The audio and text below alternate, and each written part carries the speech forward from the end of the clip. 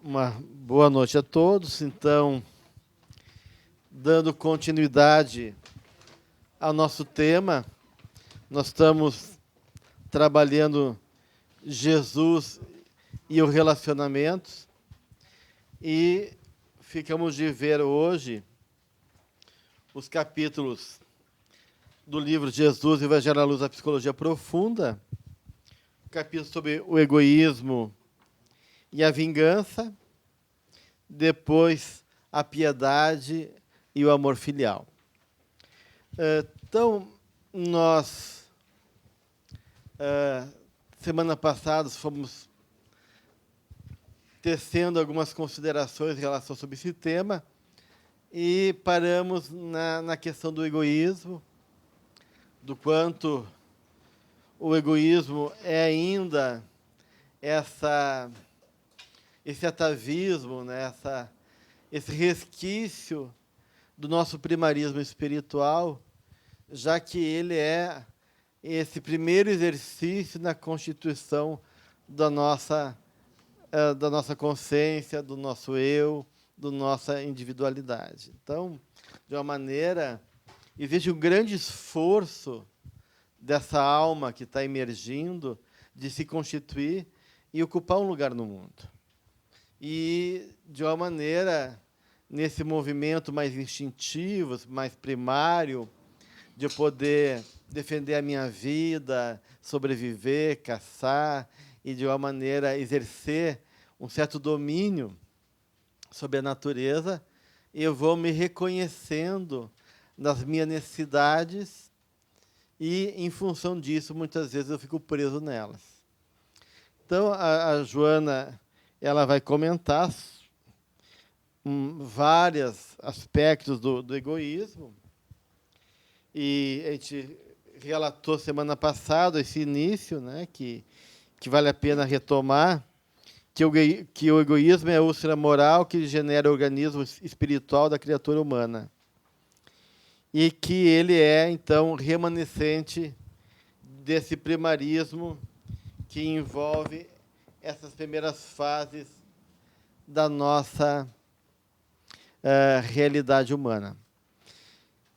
E a grande questão que a gente refletiu um pouquinho semana passada, que, de novo, é importante a gente rever, é que a gente vai adquirindo recursos espirituais. E, entre esses recursos, a gente vai adquirindo habilidades e uma certa inteligência, né? Porque, de uma maneira, é a condição que conceitua a dimensão do espírito, né? Os espíritos são seres inteligentes que povoam o universo. Então, a gente vai adquirindo inteligência e o que deveria acontecer, naturalmente, é que, na medida que a gente vai adquirindo essa inteligência a partir dos sentimentos e da razão, a gente possa ir entendendo que o egoísmo, em vez de ser algo importante, necessário e facilitador, ao contrário, é um processo que impede a evolução, como bem diz a benfeitora. E por estarmos muito identificados com esse eu, né, esse eu que fica preso no apego, nas posses, nas necessidades primárias, a gente acaba usando essa inteligência que devia nos ajudar a discernir para disfarçar o nosso egoísmo, né? Então, muitos dos nossos comportamentos, que a gente pensa que são comportamentos adequados, bem intencionados, acabam muitas vezes revelando, de uma maneira inconsciente, num jogo interno, um egoísmo ainda muito grande, muito presente, né, nesses comportamentos.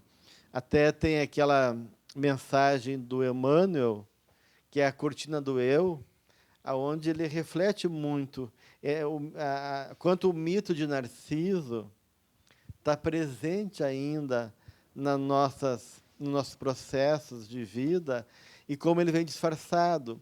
e que muitas vezes aquilo que a gente chama de amor, de ajuda, de ideais, esconde, na verdade, interesses próprios.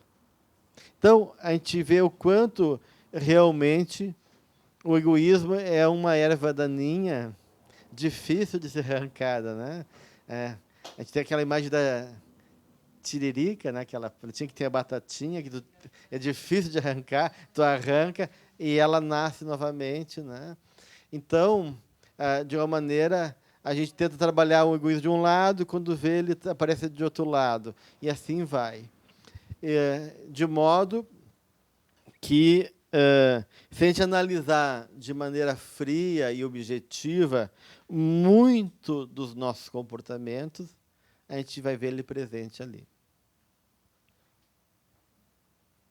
E aí, realmente, o esforço da gente recolher o nosso eu, abrir mão das nossas tendências, né, que acabam impondo, modelando e querendo, de alguma maneira, forçar as questões que envolvem a nossa forma de pensar, a nossa forma de acreditar nas coisas, a nossa forma de sentir e assim por diante. Porque mesmo que nós possamos ter alguma certeza, mesmo que a gente possa estar certos em relação a alguma condição, algum entendimento, se a gente usa mal e força esse entendimento, e impõe no outro, isso é uma forma de egoísmo, mesmo que seja em nome da verdade. Então, como isso é complicado do ponto de vista das relações humanas, né? A gente vê isso nesse jogo político que a gente vive atualmente, né? Que cada um está com a sua verdade e quer impor como sendo melhor para o outro, né? E, na verdade, muitas vezes a gente está pensando apenas nas nossas ilusões e entendimentos, muitas vezes até de maneira limitada, equivocado e assim por diante. Então, nós temos que fazer uma análise mais criteriosa em relação às nossas atitudes e avaliar realmente a serviço de que está essas atitudes, esses comportamentos e essas ações que movem durante o nosso percurso terreno. E como falei para vocês, daí fazer esse de abrir mão do nosso eu. Então, isso envolve o quê? Tudo aquilo que a Joana fala de altruísmo. E altruísmo é tolerância, é compreensão, é respeitar o outro, de alguma maneira, cooperar a partir da necessidade do outro, é poder ajudar a partir da perspectiva do outro, sem violentá-lo. Ou seja, isso envolve uma capacidade realmente de nos educar do ponto de vista do sentimento, conseguindo, né, abrir mão dessas exigências e necessidades para que o outro possa, aos pouquinhos, tomar consciência e também despertando para a sua própria realidade. Então, é complicado e de uma maneira, os limites entre a gente educar um filho, da gente colocar para o mundo as nossas necessidades e aquilo que envolve não violentar o outro e não impor a partir daquilo que serve aos nossos interesses, sejam eles quais forem. Então, essas limites tênues é muito complicado do ponto de vista do nosso entendimento e da forma que a gente possa agir, né? Alguém quer trazer alguma coisa do capítulo em especial? Vou meter meu Não, a ideia é essa. Mas em função desse tema que eu estou preparando para quinta-feira agora, que é a questão do nada e da vida futura, né? Uhum. Essa parte do Livro dos Espíritos, ela está relacionada com as penas e gozos futuros. E Kardec, eu vou buscar isso, informação na obra Céu e Inferno. E Kardec, logo no iniciozinho, ele já nos diz de cara assim que... E ele tem uma pedagogia excepcional, né? Alguma coisa assim que não tem como não entender o que ele quer expressar pela palavra, né? Ele diz que o egoísmo ele encontra força e resistência naquilo que a gente muito pouco fala, no materialismo, né? De nós acharmos que a vida começa no berço e termina no túmulo. E que somente uma educação moral, né, lá do berço da família, é capaz de combater na base, né, esse anticristo que existe dentro de cada um de nós, assim como Deus está presente. O egoísmo se apresenta na vida cotidiana, nas experiências de relacionamentos que a gente tem, né, como uma chaga que a gente não consegue dimensionar ainda, o mal que ela nos faz. Semana passada a gente trouxe da obra Libertação aquele exemplo, né, do André Luiz, em que o egoísmo é uma vibração, né, que ela não pode ser dissimulada na pátria espiritual. Então, parece assim, Gelson, que a gente trabalhar a questão desde cedo, né, do materialismo, tentar fazer com que todos nós, a sociedade, de uma maneira geral, entenda, né, que a vida continua, que o nada não existe, né, a vida continua, tudo que é feito, tudo que foi criado por Deus é para ser infinito, né, e a gente está destinado. O nosso DNA tem o DNA da felicidade, a hereditariedade, a nossa condição de filhos de Deus, a gente trabalhar em cima dessa máxima, né? Acabando com o materialismo, o egoísmo fatalmente vai ceder espaço, nos diz Kardec. Eu acho que o materialismo é uma fonte de ilusão e de confusão, né, o seu. Mas a gente vê realmente que está por trás aí uma questão de valor, né? Tanto é que muitas pessoas até usam o discurso religioso e a gente vê um materialismo espiritual, né, para poder conquistar, na verdade, necessidades materiais e assim por diante. E se a gente pensar que o egoísmo, esse excesso de eu, né, e esse eu é um eu necessitado, porque o que move o nosso egoísmo é a gente achar que a gente precisa mais do que o outro, a gente se apega, então, a essas necessidades materiais que parece que vão preencher e trazer felicidade, plenitude, e aí a gente acaba, em nome disso, gerando sofrimento, matando, gerando violência, aridez em nossa volta, ao contrário de uma alma generosa que pode compartilhar, que pode doar, se doar e repartir o que é seu.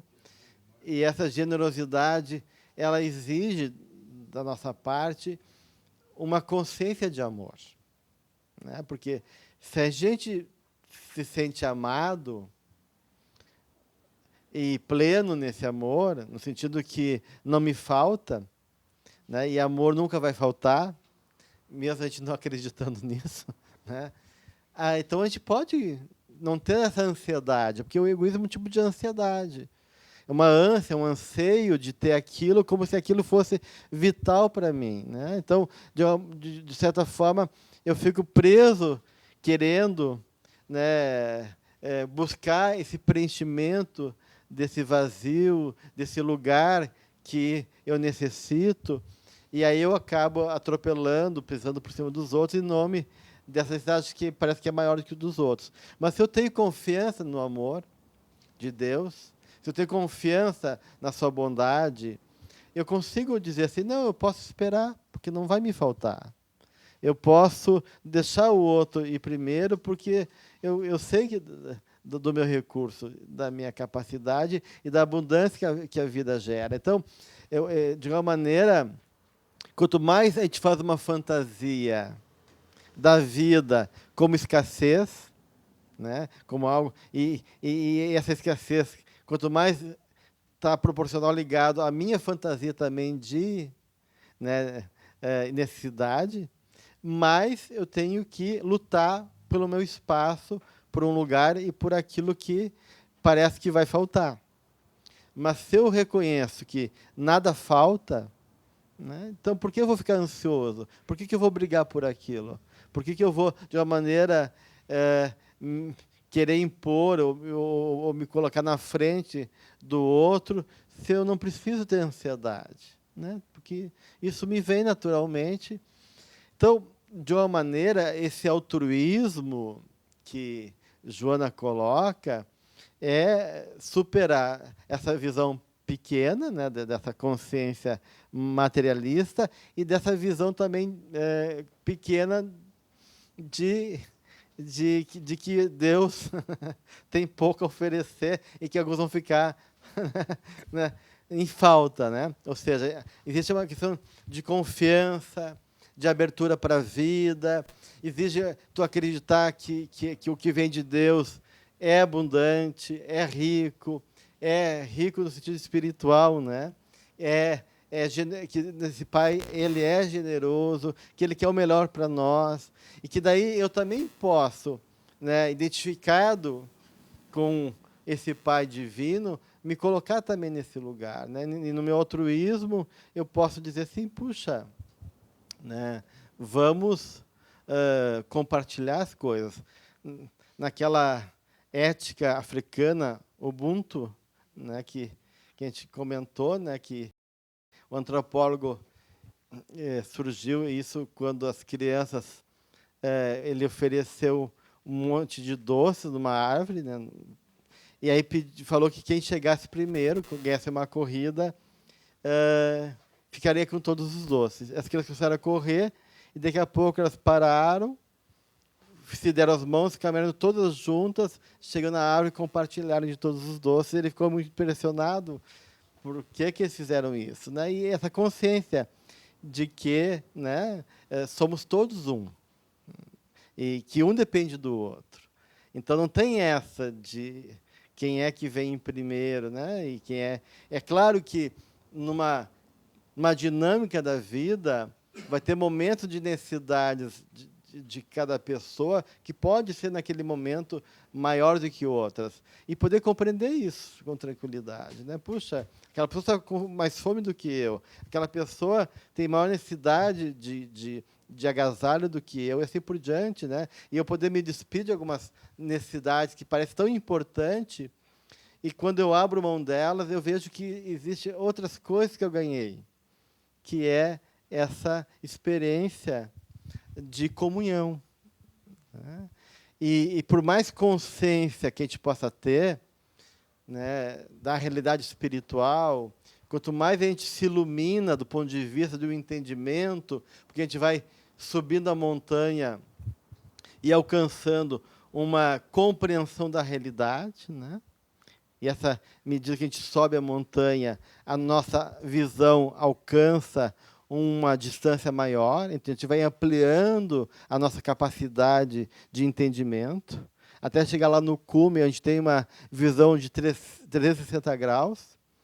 Mas essa atitude de subida, ela não é suficiente, porque na minha subida eu posso ficar isolado e distante do sofrimento. Então, diante dessa consciência global, eu tenho que descer no vale do sofrimento. E aí o que realmente cura a nossa alma, o que pode realmente transformar, é a gente poder compartilhar aquelas histórias que são comuns a todos nós, de dor, de sofrimento, de superação, nesse momento, onde a minha dor encontra a dor do outro, onde o meu drama se reflete no drama do outro, a gente pode compartilhar isso. Isso é o momento de de apaziguar a alma, de encontrar sentido, apoio e assim superar as nossas dores. Então, até as nossas dores, a nossa pequenez tem que ser compartilhada, né? Porque ficar só conosco também pode ser uma forma de masoquismo egoísta. Então, é uma questão bem complexa essa, né? Mais alguma questão do capítulo? Frase da Joana mesmo, que a única maneira de combater o egoísmo é a caridade, né? Caridade. O altruísmo, a fraternidade. É. Bem, vamos para o capítulo 15, a vingança. Alguém quer falar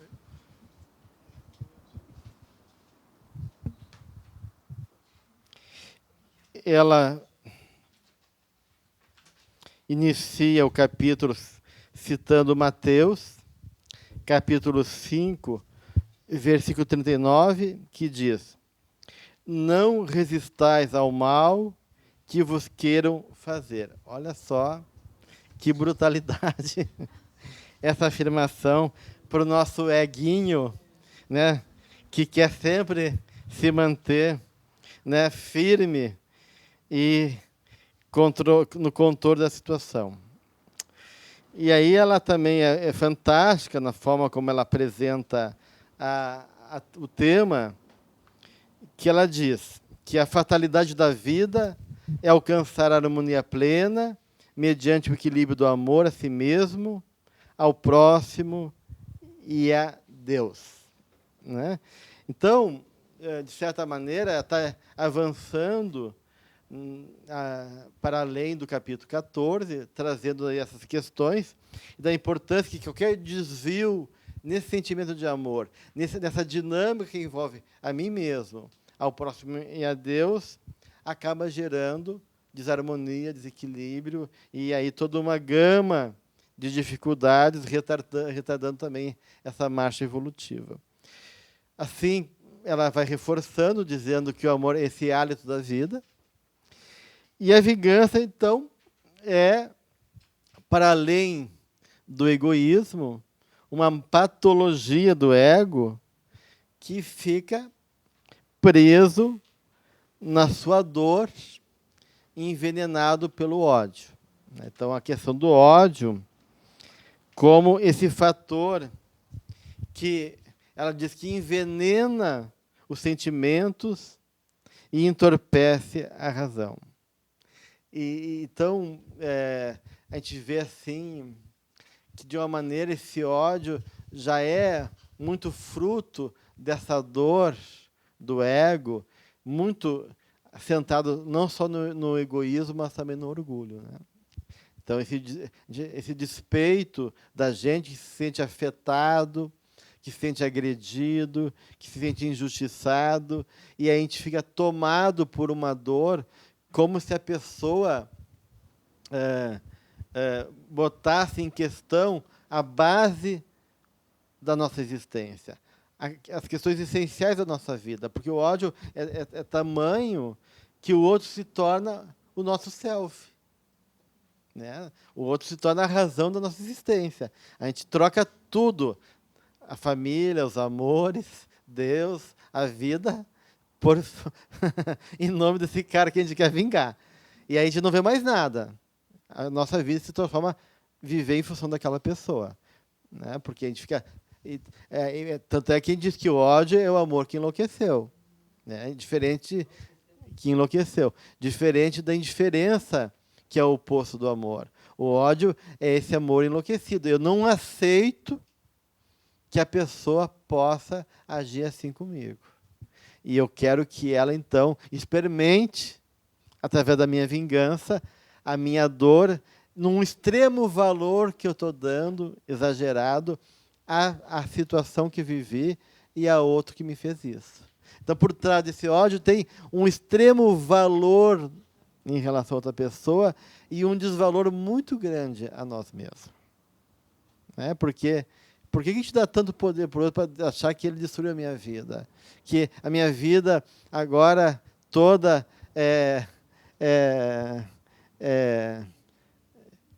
é tamanho o poder dele, a força dele, que agora a minha vida não vale mais a pena, e o que eu posso fazer é ir atrás do, entre aspas, desgraçado, e fazer valer, para mostrar para ele a minha indignação.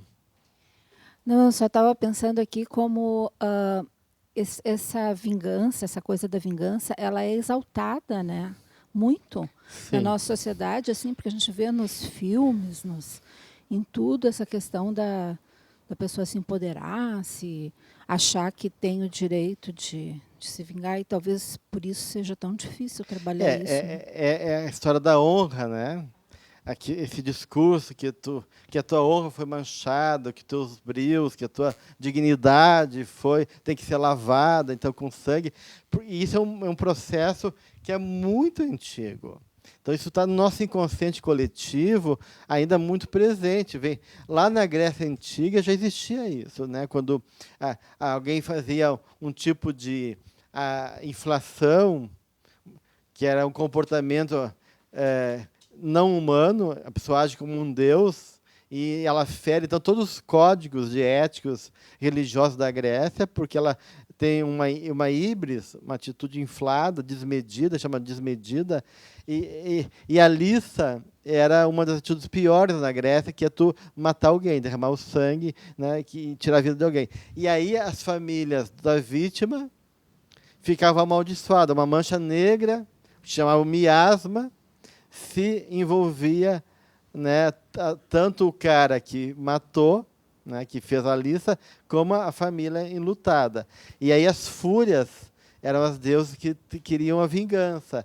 E tantos perseguiam o algoz, não deixando ele em paz, como provocavam as famílias para, né, vingar a morte do ente querido. E aí ficava esse processo de vingança da honra, de lavar, né, a honra do familiar ou a sua honra, assassinando, se vingando, como se a vingança fosse uma forma de dar na mesma moeda o que o outro te fez. A gente vê muito isso nos super-heróis ainda, né? Imagina, coloca isso na cabeça das crianças, né? Essa coisa do super-herói ter que superar o outro e se vingar. Sim. Fico impressionada com isso. Ainda a gente está muito nesse padrão arquetípico de que para poder solucionar o mal, tu tem que fazer a pessoa sofrer ou fazer a pessoa pagar um preço. E, de novo, né, a gente desacredita na lógica amorosa de Deus. Né? Porque se a gente acredita na lógica do amor e na justiça divina, né, a gente pode estar em paz, mas a gente não se aguenta. Né? Não se aguenta ver a pessoa feliz, contente, e nós, nas nossas limitações, preso naquela dor que supostamente o outro nos infligiu. Porque, de repente, isso pode ser uma fantasia da gente. E a gente compra essa fantasia e fica amaldiçoando o outro, e o outro nem tem conhecimento que a gente existe. Né? Então, a gente vê pessoas que têm uma perturbação mental, né? e acabam, em função da sua neurose, da sua paranoia, né? Hipervalorizando o outro, e quando o outro fere a tua expectativa e frustra, tu fica com ódio mortal daquela pessoa e quer vingar, e a pessoa nem sabe por que o outro está perseguindo ela. Eu me lembro de uma situação de uma assistente social que estava atendendo certas pessoas e um rapaz se vinculou a ela, porque ela era uma pessoa aberta, afetiva, disponível para ele. E ele, então, muito carente, convidou ela para fazer um piquenique. Ela achou estranho, né? Porque ele era uma pessoa que estava... Mas aceitou por uma questão de delicadeza. E ele achou que ela estava interessada nele. Porque, na verdade, quem estava interessado era ele. Mas, por ela aceitar, ele fez uma fantasia toda, né? Ele levou música, ele levou flor, ele levou uma série de coisas para o encontro. E quando lá ele botou as músicas, diz, lógico, então nós nos amamos, vamos ser felizes para sempre. Ele falou, que é isso? Né? Não estou entendendo. Né? Aqui é simplesmente um gesto de amizade, de consideração, não estou interessado em você. Ele ficou extremamente desajeitado, né? Pegou as coisas dele e foi embora, e ela nunca mais viu ele, desapareceu. Passado alguns anos, né? Ele bateu na porta dela e ela falou, pá, fulano, quanto tempo, né? E o que ele fez? Ele pegou, amarrou ela, né? Passou por uma caminhonete em cima dela 2 vezes, pelo ódio que ele sentia, porque ele sentiu rejeitado, que é um quadro patológico, lá está no nível da patologia. Ela tentou fugir.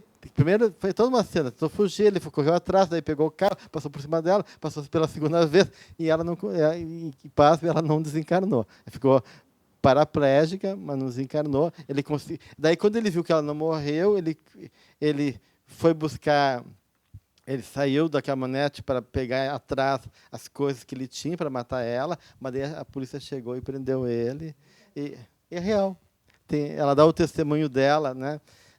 Aquelas séries americanas de crimes, não sei o que lá, de coisa, de perseguição. Né? Então, a gente vê assim, o grau de insanidade de uma pessoa, né? Mas o que aconteceu aí? Ele realmente fez um delírio de amor, né? E uma pessoa muito pobre afetivamente, muito carente.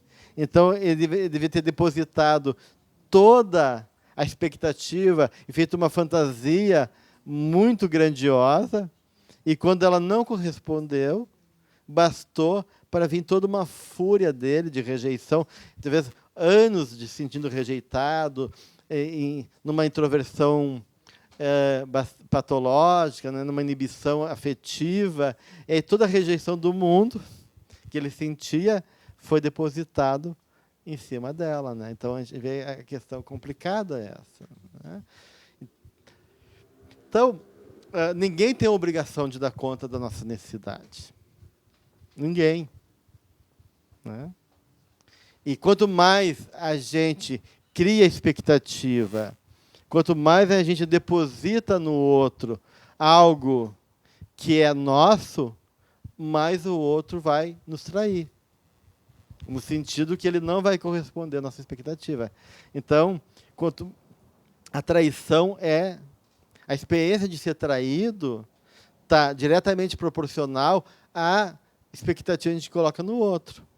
Porque se eu tenho uma confiança cego, onde eu não reconheço o que o outro pode, né, e não está claro o contrato, o que ele se propõe me dar, então, claro, eu vou acabar ou traindo ou sendo traído, porque há um pacto aí que é injusto. Né? Eu estou colocando coisas ali que não cabem naquela relação.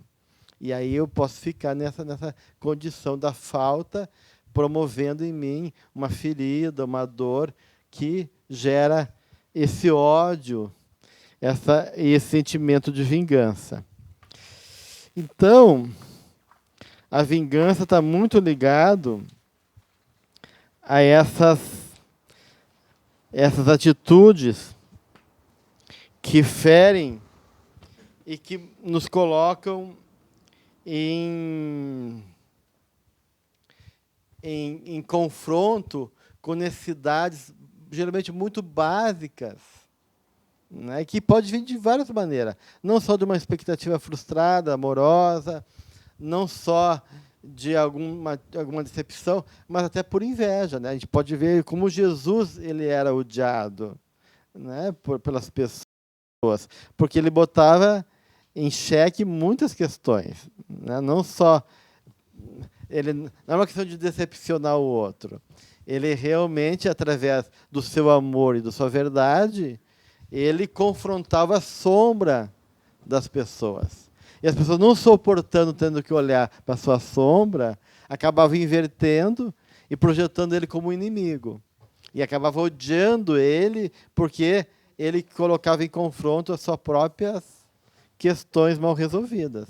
Então, eu odeio aquele que pode me libertar. Eu odeio aquele que traz a verdade. Eu odeio aquele que pode, de igual maneira, mostrar para mim mesmo a farsa que eu sou. Então, na medida que eu não quero me confrontar comigo, e nesse orgulho, né, e nos meus interesses, eu fico fadado a ficar naquele lugar, o outro se torna uma ameaça para mim. Então, eu tenho que destruir o outro. E aí eu acabo também fazendo um jogo de vingança, de ódio, em nome daquilo que ele representa de ameaça, né, para a minha condição. Não, eu queria comentar uma parte aqui do livro que achei bem interessante. Qual é a página? Página 119, quando ela fala assim: oferecer o outro lado quando se é esbofeteado na face é quase inverossímil na cultura ocidental, acostumada ao revide pela honra, ao duelo com armas no passado e verbal em todos os tempos, através da justiça, igualmente em todas as épocas. Ele demonstrou que era possível fazê-lo e viveu a experiência pessoal. Então, dessa parte que, para nós, ainda essa história de oferecer, se bater a sua face, oferece a outra, se obrigar a caminhar, caminhe mais ainda.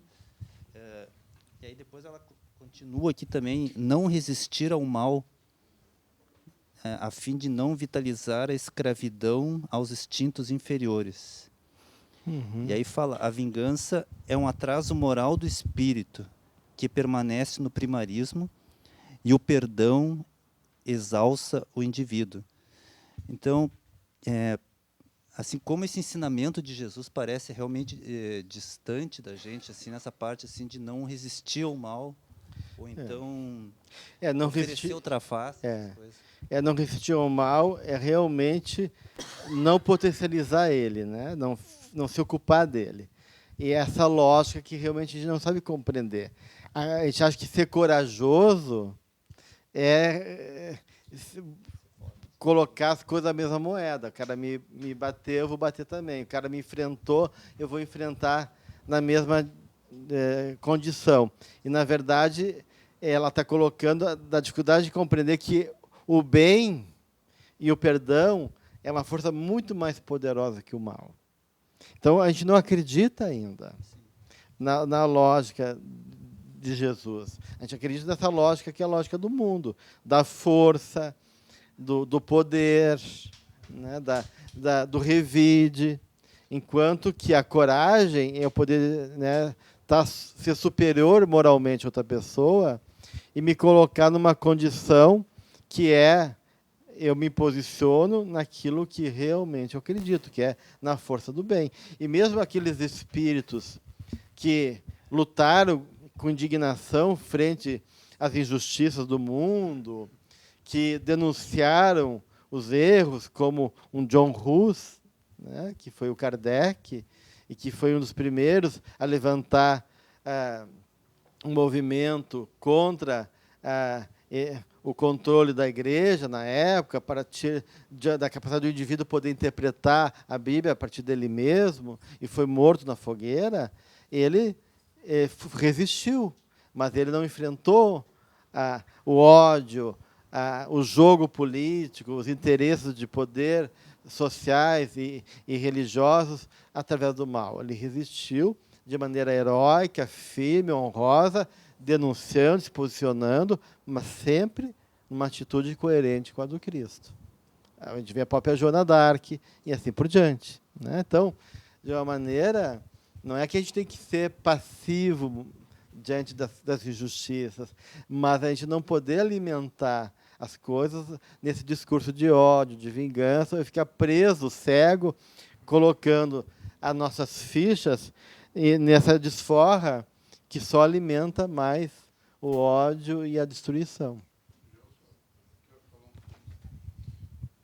Eu tive muita dificuldade de compreender os exemplos, né, que a vida nos dá, que a doutrina espírita nos traz, acima de tudo Jesus. E há uns 2 anos atrás eu te questionei numa aula, né, como esses exemplos que eles nos trouxeram, que eles vivenciaram, como eles eram distantes da nossa realidade, né, e a que ponto, né, a gente tinha que trazer para a gente, né, no nosso viver, esses exemplos, né, de vida que eles nos deram. E o tempo foi passando, tu fez umas considerações dizendo que não, realmente eles são modelo para nós e tal e tal. E aí aquilo mexeu comigo, eu fui trabalhando. E aí, num determinado momento, me caiu na mão uma mensagem do Emmanuel, intitulada A Humanidade Real, em que ele disserta longamente sobre as qualidades do Cristo e nos diz com todas as letras assim que nós somente poderemos nos considerar humanos nos padrões morais que o Evangelho e que Jesus nos trouxe. Então, como o André falava da dificuldade que realmente é da gente exercitar esses valores, né, que é a Constituição divina que vige no universo, né, que o Evangelho nos apresenta, é necessário sim, né, a cada dia, a cada experiência, por mais dolorosa que ela seja, que nos padrões do Cristo, né, que o Evangelho nos traz, que na verdade é o Evangelho de Deus, né, é a Constituição divina, é necessário a gente fazer esse exercício cotidiano, né, por mais dolorido que seja na nossa vida. E assim como é muito difícil a gente fazer isso, ao mesmo tempo a gente tem uma capacidade enorme de superação, de poder realmente realizar coisas incríveis, porque a gente tem essa verdade dentro de nós. A gente já tem esse modelo e o amor dele impregnado também no nosso psiquismo. Mas é que nem a alfabetização, né? A gente vai repetindo, soletrando, juntando uma letrinha com a outra, até que cai a ficha e aí a coisa acontece. Então, em algum momento, a gente assimila a compreensão e realmente se entrega.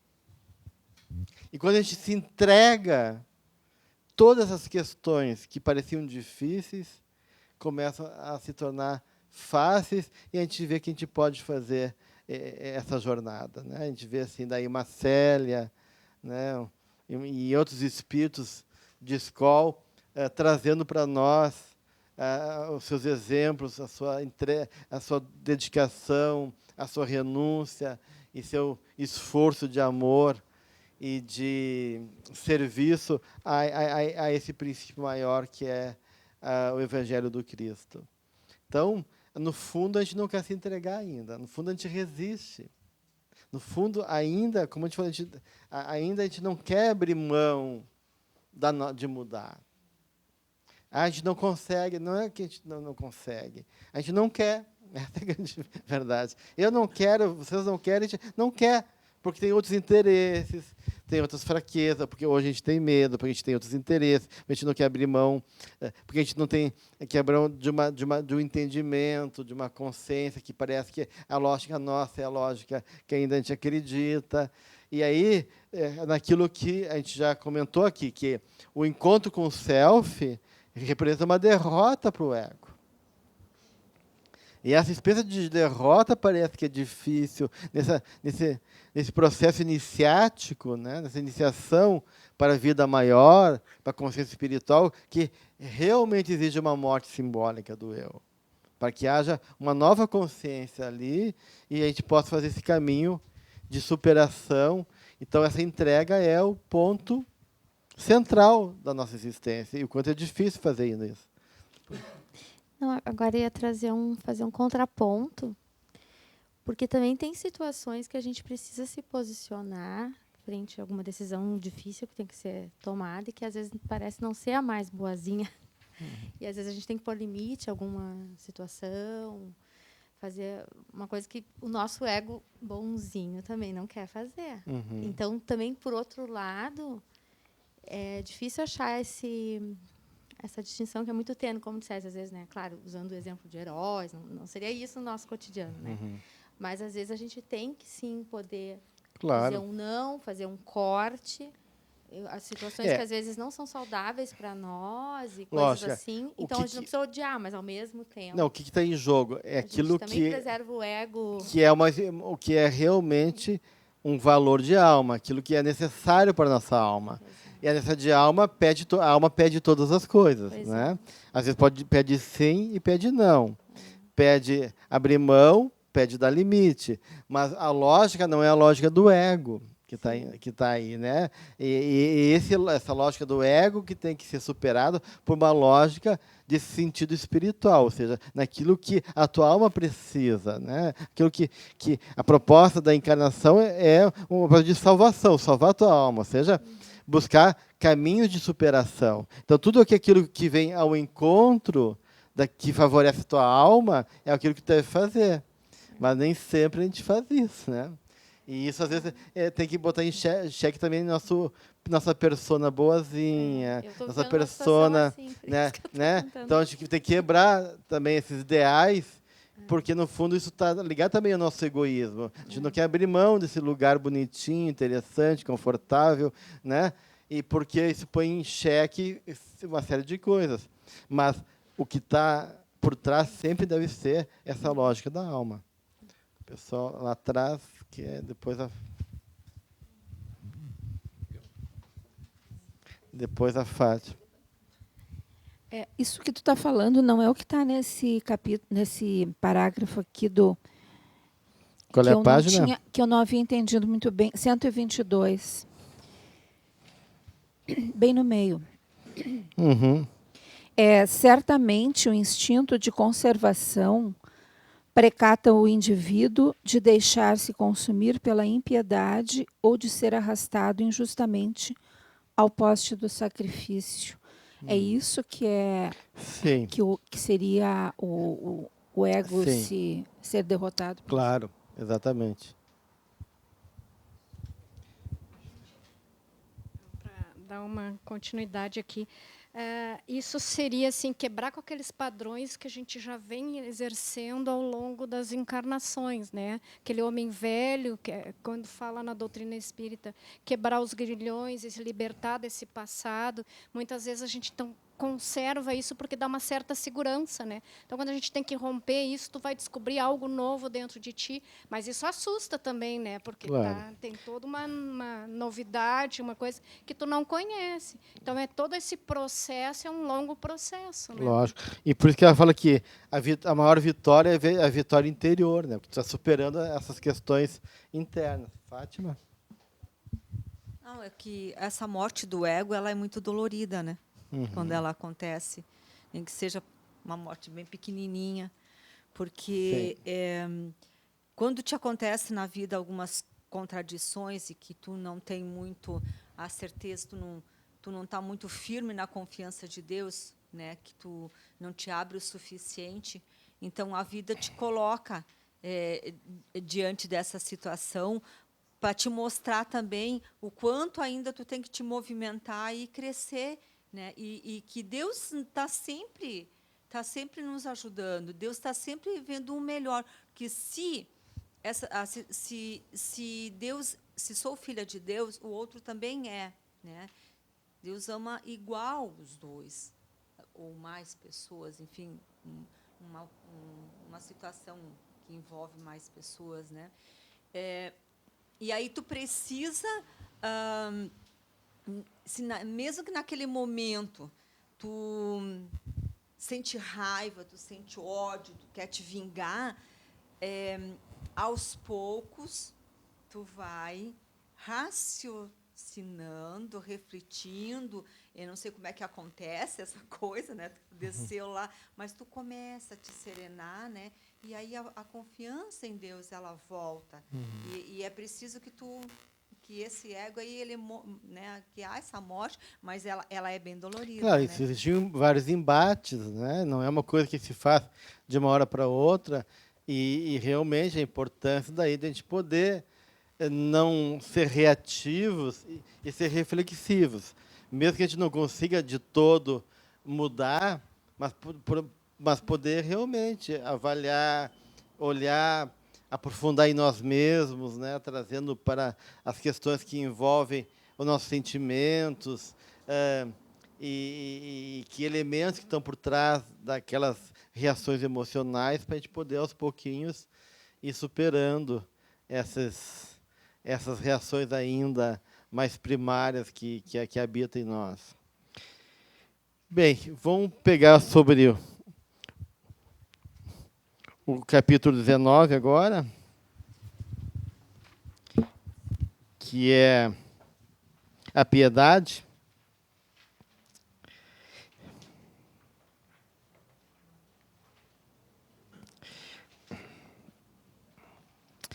Então, nesse movimento que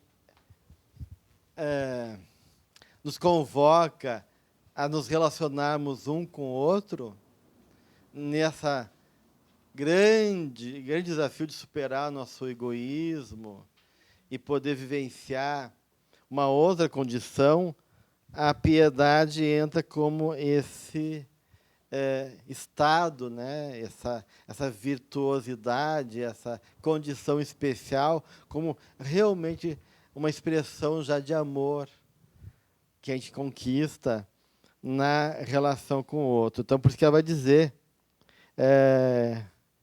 que a piedade é sentimento excelso, porque parte da emoção que comparte a dor do seu próximo e busca diminuí-la. Então, de uma maneira, a piedade já é o exercício de eu ter essa capacidade empática de poder perceber o outro e me colocar no lugar dele, né? E reconhecer, né? Me reconhecer a partir da outra pessoa e aí ter essa atitude de compaixão, né? Uma compaixão. Então, a piedade envolve essa atitude de compaixão, de empatia e de uma sensibilidade que vai ao encontro da dor do próximo.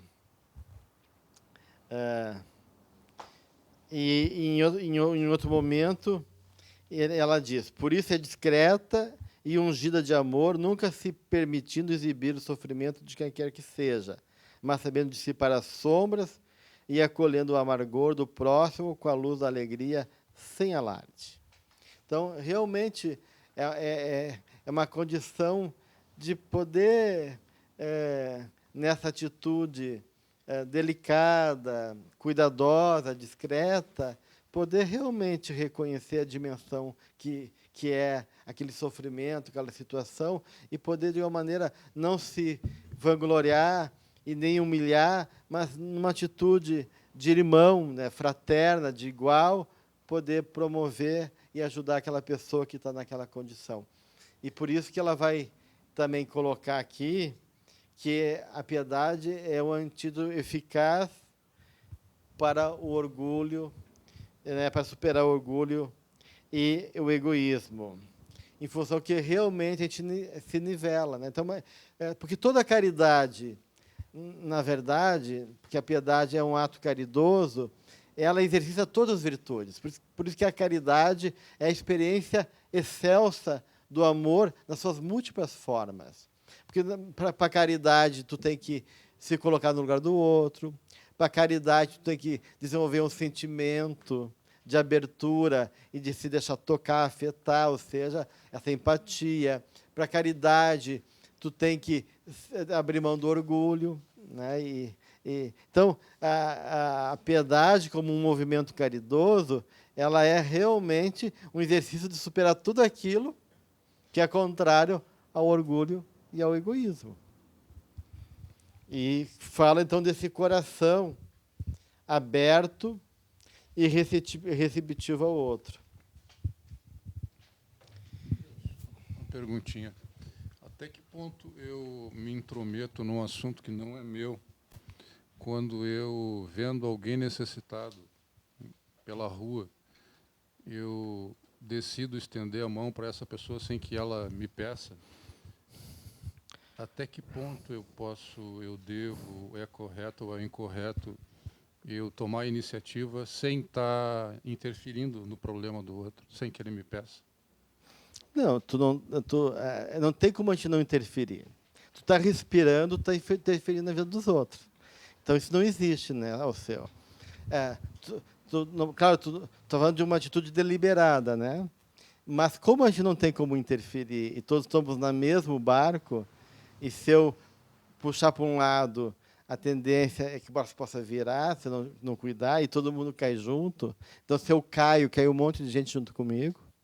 E se eu promovo a vida, eu também me engrandeço com os outros. Então, de uma maneira, a tua atitude amorosa, sensível, cuidadosa em relação ao próximo te faz te abrir para o outro. Então, tu não está impondo, tu está te abrindo.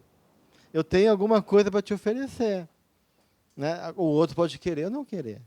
O outro pode ser grato ou não ser grato. Então, tu não está querendo impor, nem interferindo.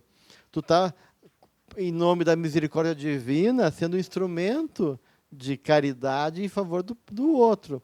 Se o outro vai poder reconhecer, se o outro vai aproveitar, se isso vai ser útil ou não para ele, enquanto o que ele vai fazer com isso já não cabe a gente, né? Então, claro que junto com a bondade, com o amor, existe a sabedoria. E a sabedoria é essa capacidade de, pela lógica do coração, perceber o que é mais necessário para o outro.